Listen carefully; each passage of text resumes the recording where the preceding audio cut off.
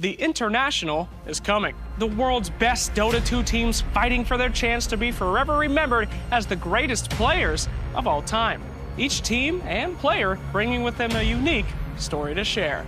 This is the International Lowdown, and this is the story of TNC Predator. Confidence.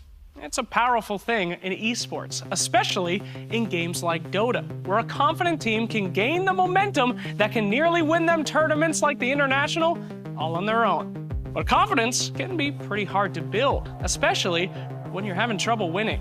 For TNC, lacking confidence has been an issue for quite some time. Frequently thought of as the smaller organization in Southeast Asia in comparison to Mineski, TNC has been an underdog org for quite a while now. While other orgs in SEA tried to keep the teams filled with strictly regional players, TNC was never afraid to get a little bit of outside help, famously hiring thinkers like Demon, 1437, and Kips to aid them in their plight to finally become the best. But outside help never really seemed to get them the results that they were after. The team was capable of doing some truly incredible things, one of which being the biggest upset in the International's history. At the International 6, TNC faced off against Team OG, who many would consider to be shoo-ins for winning the entire tournament. OG beat them in 2 head-to-head matches prior, and that team somehow came back from a 20,000 gold deficit to beat OG in their second game of the series. They shocked the world at large and earned themselves over 20 million Filipino pesos. But with TI7 on the horizon, the team's confidence began to fade after a string of losses. After seeking outside help once again to try to find a foreign thinker to lead them to victory at TI7, much like Demon had done at TI6, the team hired 1437. This time, however, the team would do pretty poorly, and their loss would hurt TNC significantly as they struggled through the entirety of the new Dota Pro circuit. It had been a wild ride for the members of TNC, going from becoming heroes to zeros in the span of less than a year in the eyes of their countrymen. Something had to be done, and for the first time in ages, the team decided to keep the entire team Filipino and work on themselves rather than seek outside help.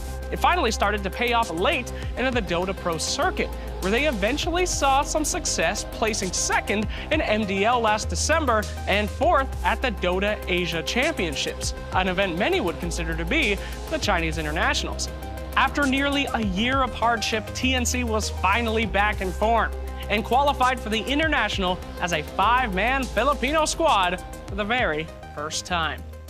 The man who stepped up to the plate to replace the outside influences on the team and soon would become their main thinker himself is Cuckoo. Cuckoo grew into the all-star that he is today by practicing late into the night at local LAN cafes. Cuckoo's daughter was born when he was 19, and he desperately needed his professional gaming career to take off in order to support his new family, a drive that would push him to succeed until this very day. Originally a member of TNC's biggest rival squad, Mineski, Cuckoo got Mineski 12th place at the first Valve Major, which was a huge accomplishment at the time for Southeast Asian Dota. After joining TNC in 2016, he has remained loyal to the team ever since, staying for 2 years and being the longest standing player on the current TNC roster. When it was time to make the team an all-Filipino squad with absolutely no outside help, it would be Cuckoo who stepped up to the plate as the team's captain, putting his life of flashy plays behind him to take up the support position and lead his team to unimaginable glory. The other player who stayed behind on TNC with Cuckoo after TI6 is Sam H, one of the big playmakers on the team. Sam H is known for a lot of things, mostly for being a deadly roamer, and his Sand King plays are absolutely lethal to his enemies. They're commonly the force behind TNC's wins when the chips are all down.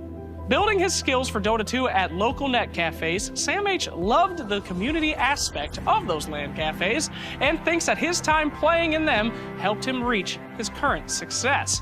He loves LAN cafe life so much that after his big win prize pool he got at WESG, he bought himself a net cafe with his friends Cuckoo and Raven. One of the loudest members of the team in the game, according to his teammates, Sam H keeps to himself in the eyes of the world, hardly ever posting anything on social media or other outlets, while his teammates are pretty much fiends. No, Sam H doesn't have a lot to talk about because everything he needs to say, he can say on the field of battle. TNC through and through, Sam H has never been on another big pro team other than TNC. And it will be his dream to see the team that he had helped build win their very first international. Winning games, that's one way to build confidence on your team, but another is to have somebody whip you into shape. For TNC, they call Tim's the older brother of the squad. While others might be quiet in the public eye, he tends to love to bully his teammates into sheer excellence. A fantastic player in his own right, Tim's was known as one of the best Earth Spirit players in the entire world in 2016. And this was when Earth Spirit was one of the strongest heroes in the game, rivaling even the master at the time, Jerax. No stranger to the International, Tim's attended TI6 with Team Execration, where they were responsible for yet another massive upset at the tournament, eliminating Team Complexity and arriving to the tourney as the fabled wildcard team. This time, the big brother is looking to blow fans' minds at the International 8. The player that Tim's jokingly picks on the most would unfortunately be Raven, who tends to mostly laugh it off. Raven's career really started to pick up after joining TNC in 2015, and after his TI6 success, he took a very risky move, leaving the team that made him a star and joining Fnatic along with Demon. Where most players join and leave teams all the time, more concerned with their own careers rather than their friendships, the move actually weighed heavily on Raven, as he felt like he had left his buddies behind for his own personal glory. Getting well known from True Sight, Raven was devastated when Fnatic ended up being a failure, and he felt like his friends might not forgive him after all. But that couldn't have been further from the truth, as his teammates welcomed him back with open arms and were happy that he got a little bit of experience that he could bring back to his home team. A huge comic book nerd himself, Raven is a superhero in the game, holding the record for the most killed enemy heroes at any Valve event, having 33 kills under his name as his famous Spectre, while only having 3 deaths. With 30 liking games to his name in the last 12 months and rocking an incredible 83% win rate on the hero, Raven is a very aggressive carry player. While other carries like to go off and farm creeps, Raven is famous for farming heroes, and he is the driving force behind TNC's hyper-aggressive playstyle right now. We'll see if his enemies are ready for those insane aggressive plays very soon. The last member of TNC's squad is one of their most dedicated. Armel started playing Dota 2 at only 12 years old, and he dropped out of school when he was 14 to follow his dream of being a professional Dota 2 player. Surprisingly, his parents recognized his gift, and they supported his decision. Kids, don't try that one at home. 3 years after his start, he joined his first pro team, Clutch Gamers, and he was invited by the team's captain Fly Solo, who believed that the pub star would soon become Southeast Asia's next superstar.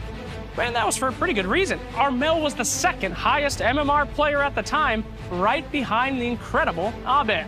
A natural-born mid laner, Armel loves the challenge the lane provides, saying, quote, "When I manage to outplay my opponent, I just love that feeling." One of the main reasons TNC escaped their long post-TI7 slump, Armel was voted the team's MVP at DAC 2018 and got his team 4th place at the tournament with his ever-growing skills. Armel has always had a natural talent, and his talent only seems to be growing with the more experience that he can acquire. But nothing makes a player better than facing off against the best, and with TI around the corner, he will soon get his first shot. And that is the story of TNC, a team that has lived in many a shadow, but now is becoming the shining light in all of SEA Dota. Finally developing the confidence in themselves to play on the biggest stage in the world, TNC is looking better than they ever have before at an international. More than a year of hard work and dedication on both themselves and each other have led them to this historic moment. And while the pride of the Philippines does have a hard road ahead of them, there is no other team in Dota 2's history more well known for their ability to have some huge upsets at the international stage. No Aegis has ever been claimed by Southeast Asia before, but TNC seem confident enough that maybe this year it will be them who lift that prize in the air.